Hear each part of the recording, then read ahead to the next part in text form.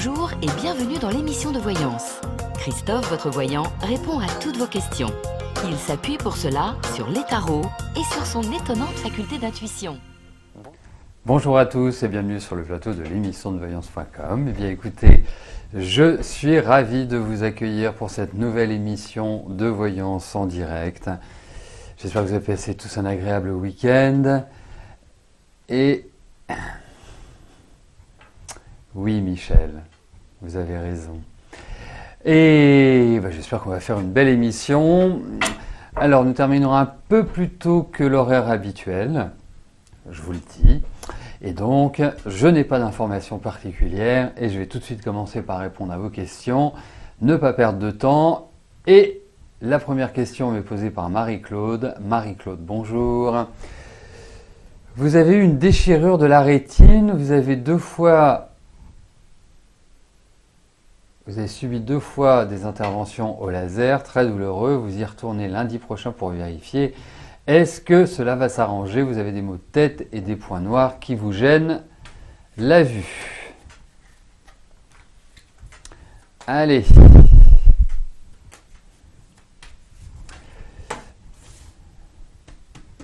Voyons pour ce problème d'œil.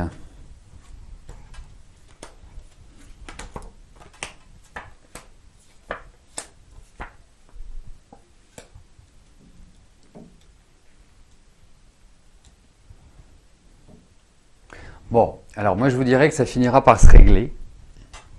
Il y a toujours l'idée un peu de douleur. C'est curieux parce que ce tirage ferait, même s'il n'a rien à voir avec la problématique de rétine, mais c'est comme si vous aviez de la tension dans l'œil. Voilà. Donc effectivement, je pense que vous allez encore vous garder ça un peu de temps, enfin avoir cette impression, ces maux de tête ou ces points noirs ou ces choses comme ça. Mais ça va dans la bonne direction. C'est-à-dire que voilà, vous allez petit à petit, à mon sens, retrouver une meilleure énergie sur votre œil.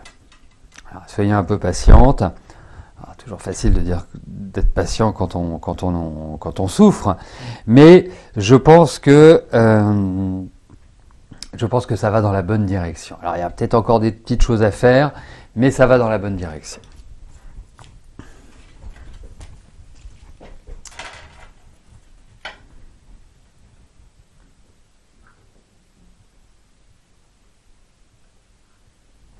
Marilyn, bonjour. Alors, votre petite fille Héloïse vient de naître, Gémeaux ascendant Sagittaire. Quelles seront les influences astrologiques sur son caractère? Enfin, Marilyn, c'est compliqué de le faire comme ça, à brûle-pourpoint, sans avoir son thème astral devant les yeux. C'est le principe de l'astrologie. Après, Mercure ascendant Sagittaire, bon, elle va avoir un petit Mercure rétrograde, qui n'est pas conjoint à son soleil. Moi aussi, il est conjoint à son soleil.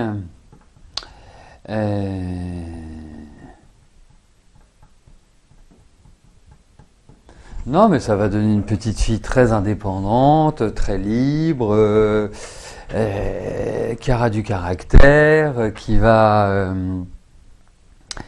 avoir une forme d'entêtement, bonne réflexion, bon niveau, je dirais bon niveau intellectuel, voilà. Elle risque, ce sera une petite fille qui, je pense, sera très active, très tonique, très dynamique.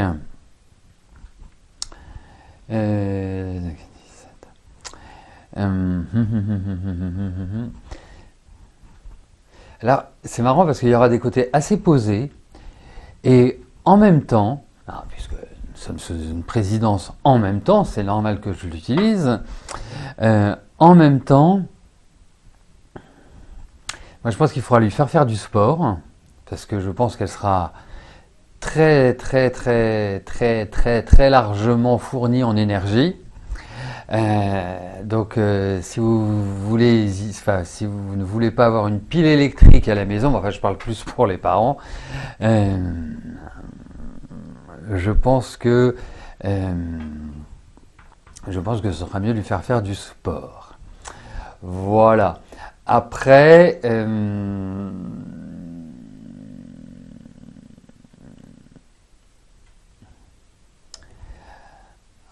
moi, je vous dirais, je ne sais pas si sa maman lui donne le sein, mais ce serait très bien.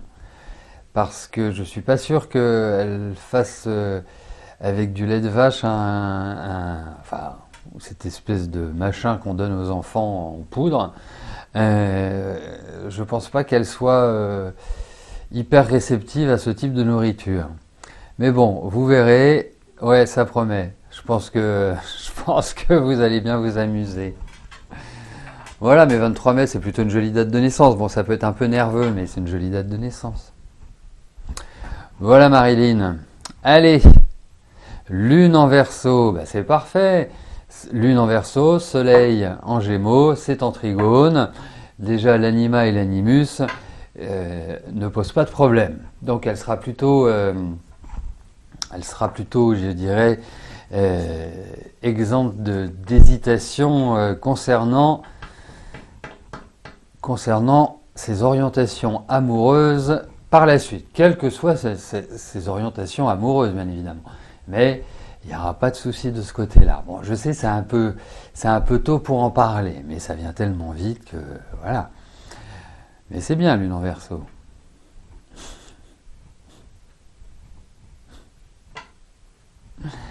C'est sûr, ça va déménager. Bon, allez, Sylvie, bonjour. Votre père est décédé en décembre 2020. Non mais attendez, excusez-moi Sylvie. C'est très bien, voilà, c'est très bien d'avoir un H ou un Q ou un Z dans son nom et son prénom. Une revenante. Eh ben dites-nous, on s'inquiétait vraiment beaucoup, mais nous sommes ravis de vous voir parmi nous. Vous voyez, je vous fais de la poésie avec votre venue. Bon, en tout cas, on espère que vous allez bien. Allez, Sylvie, j'en viens à votre question. Donc, votre papa est décédé en 2020, vous êtes une fille unique. La succession traîne face à la conjointe survivante. D'accord, il s'est remarié en 2000. Vos demandes de précision sur des points financiers restent sans réponse de la part du notaire de la conjointe survivante. J'aime bien votre utilisation de survivante à chaque fois. C'est comme si vous aviez un désir autre. Allez-vous réussir à faire avancer les choses sans passer par la case avocat?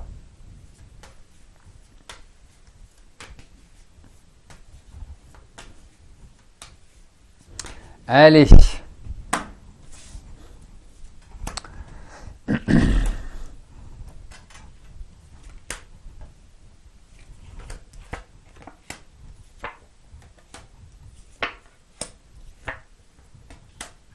Alors, effectivement, pour moi, il y a des choses qui avancent.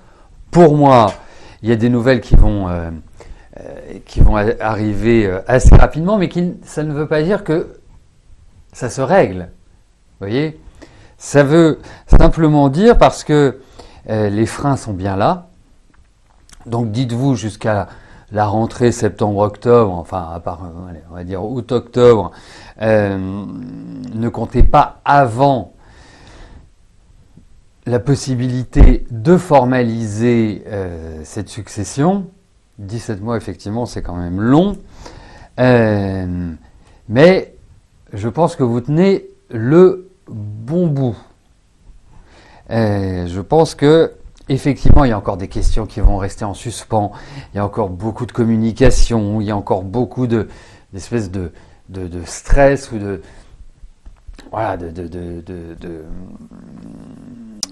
d'énervement, d'agacement, hein, sans parler d'énervement. Mais Euh, non, je pense que ça va encore traîner quelques mois, hein, bien, bien, hein, je pense, oui. Je pense, bon, il y a des choses qui vont, voilà, vous faire plaisir dans le sens où vous allez obtenir des informations utiles. Mais continuez dans votre opiniâtreté, continuez à demander ce qui vous revient, et puis ça se formalisera, vous inquiétez pas.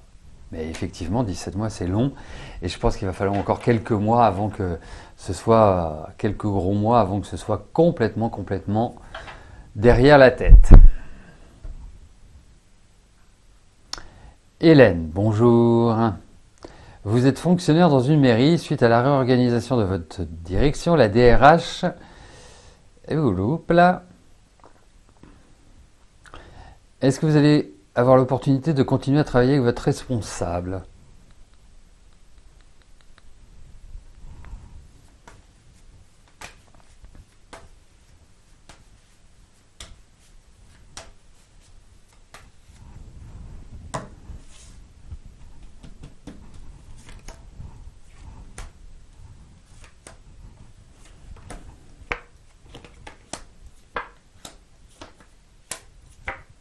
Écoutez, j'ai l'impression que oui.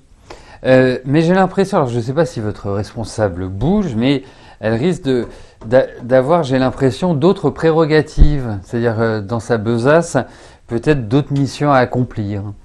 Mais en tout cas, je ne vois pas du tout un environnement qui soit défavorable ou qui se dégrade. Donc, c'est pour ça que je pense que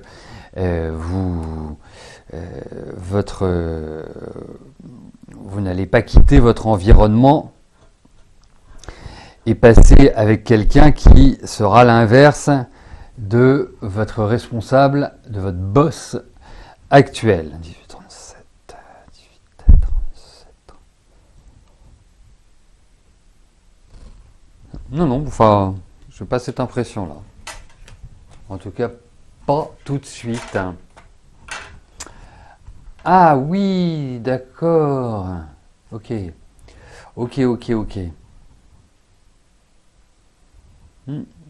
Elle pourrait l'obtenir, ce poste-là, hein. Elle pourrait vraiment l'obtenir. Mais bon, vous travailleriez toujours avec elle. Et d'une certaine manière, elle serait votre grand chef.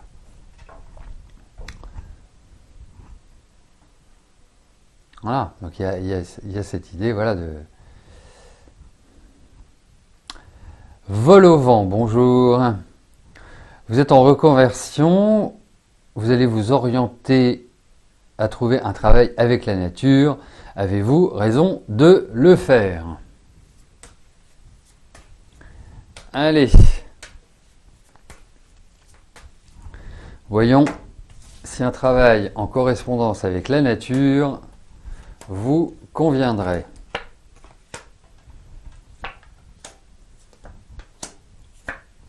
C'est parfait. C'est parfait. Il n'y a rien à dire. C'est parfait. Alors, vous voyez, au-delà de c'est parfait, il faut quand même que je vous dise...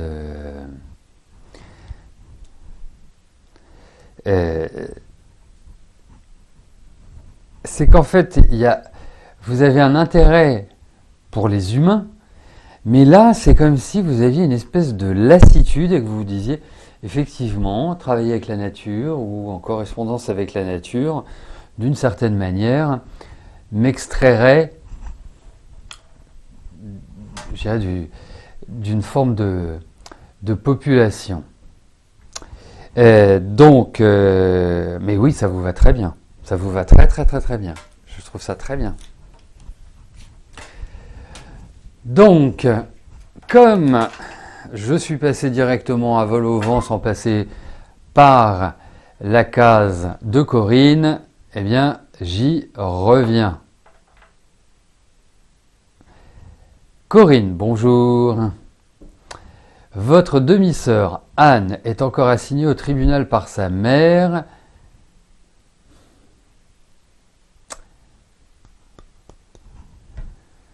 Hop, attendez, il faut que je récupère votre question parce que Inès, c'est comme Lucky Luke.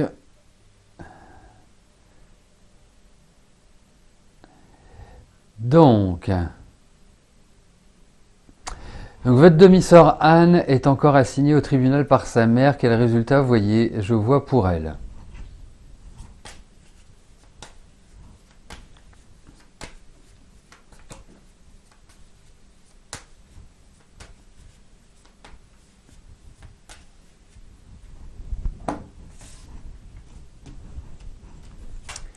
Allez.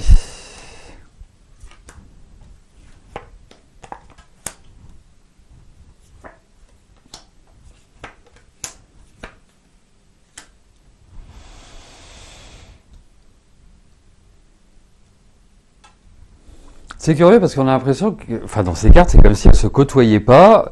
Je trouve qu'il y a beaucoup de cancanage ou en tout cas de paroles qui sont faites pour être désagréables, pour critiquer en quelque sorte. Hein, c'est un peu l'impression que j'ai.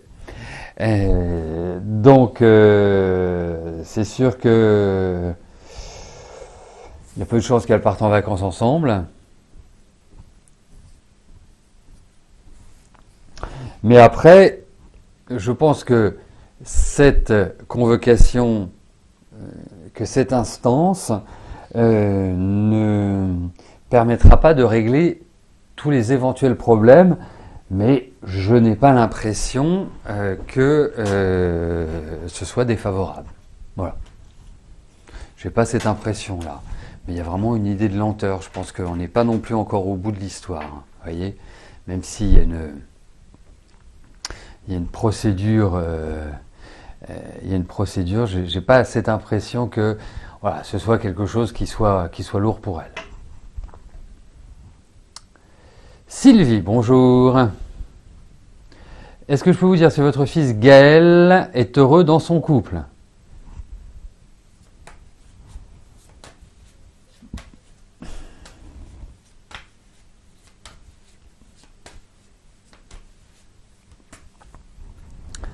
Allez, voyons pour votre fils et sa femme, sa conjointe.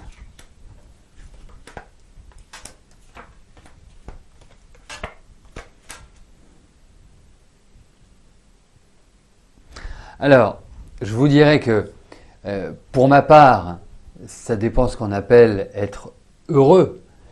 Et vous allez comprendre pourquoi je vous pose cette question-là. Parce que je trouve que c'est une relation qui manque un peu d'affectif. Vous voyez, ça manque un peu de, je trouve, ça manque un peu de chaleur. Après, il faut voir aussi sur quelle base leur couple évolue. Vous voyez, c'est vraiment cette idée-là. Mais je trouve qu'en termes de communication, c'est pas forcément idyllique. Je trouve qu'ils ont deux tempéraments plutôt d'affrontement. Donc, non, même si il y a, je dirais, pas forcément de catastrophe en vue pour l'instant, voilà, ça manque un peu de peps, ça manque un peu d'amour, ça manque un peu de choses, voilà, qui, même si ils peuvent avoir des projets, hein, c'est pas la question, et c'est pour ça que je vous disais,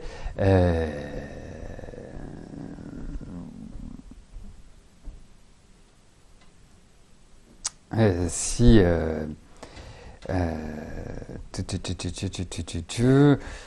même si ça manque un peu de chaleur, voilà.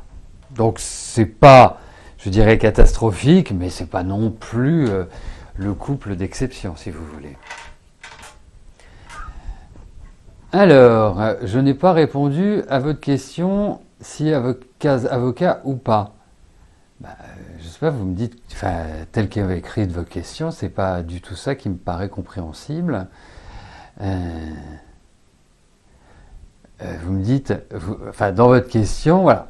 Votre demi-sœur est assignée par... C'est bien vous, hein?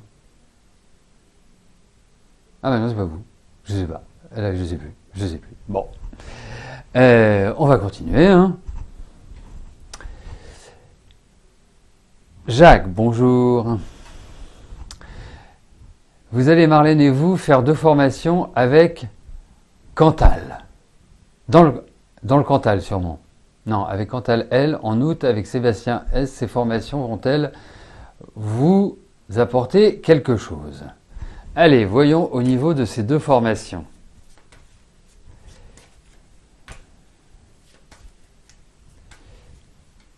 Ça m'intrigue l'observation, parce que je ne me souviens plus de votre question. Je pensais que c'était la question précédente, mais j'ai regardé après.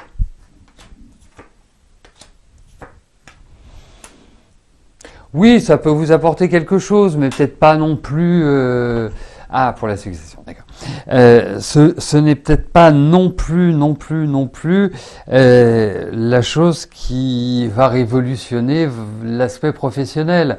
Alors, on pose la question sur deux. À la limite, il faudrait poser deux questions sur la première formation et sur la deuxième formation. Donc, vous risquez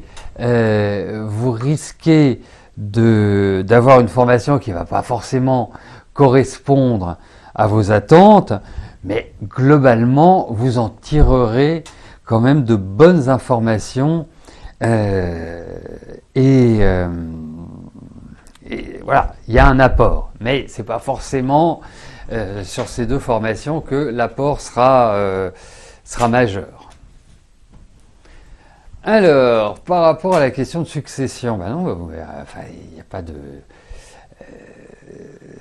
comment est posée votre question? Il faut faire attention avec Mercure rétrograde sur la compréhension des choses. On le constate. Hein.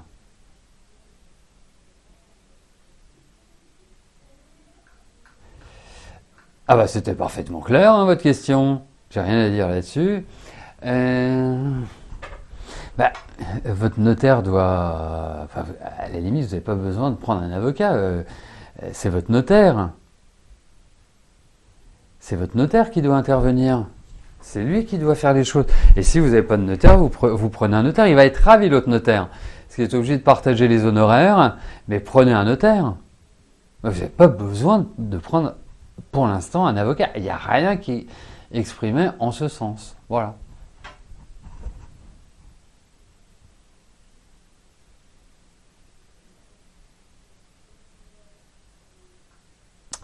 Nathalie, bonjour. Comment je vois évoluer votre couple? Allez.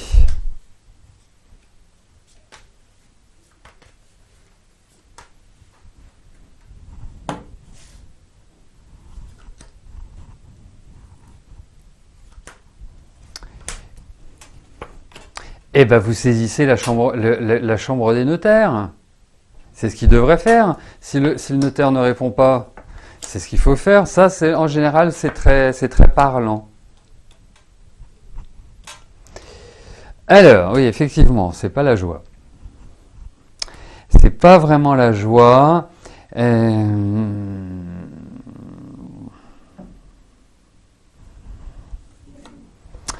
Alors, il y a quand même une volonté de changement, une volonté de...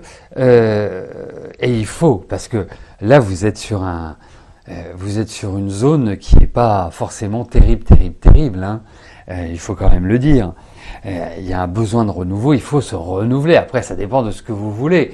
Est-ce que vous voulez poursuivre? Et quand je dis vous, c'est pas simplement vous, c'est votre mari. Est-ce que vous avez envie de poursuivre? Si vous poursuivez comme ça, vous allez dans le mur, hein, ça c'est clair. Il y a beaucoup de tensions. Je trouve que le lien affectif, c'est complètement délité. On a l'impression que vous viviez plus en colocation qu'en couple. Donc non, c'est pas. Alors ne commencez pas à entamer des discussions maintenant. Attendez plutôt après la première semaine de juin pour mettre un peu les pieds dans le plat, parce que là vous allez tout droit vers une profonde lassitude et tout droit vers une éventuelle séparation, même si cela n'apparaît pas au moment où je vous parle.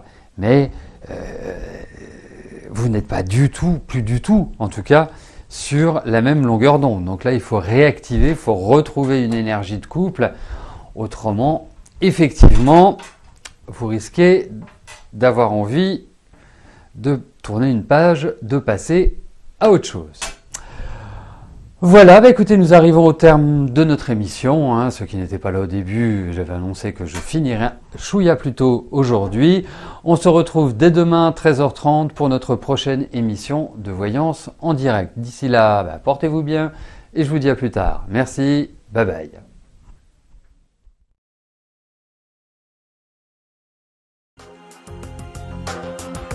N'oubliez pas que du lundi au vendredi, à partir de 13h30, je réponds en direct à vos questions sur le site de l'émissiondevoyance.com et j'aborde avec vous tous les sujets qui vous tiennent à cœur.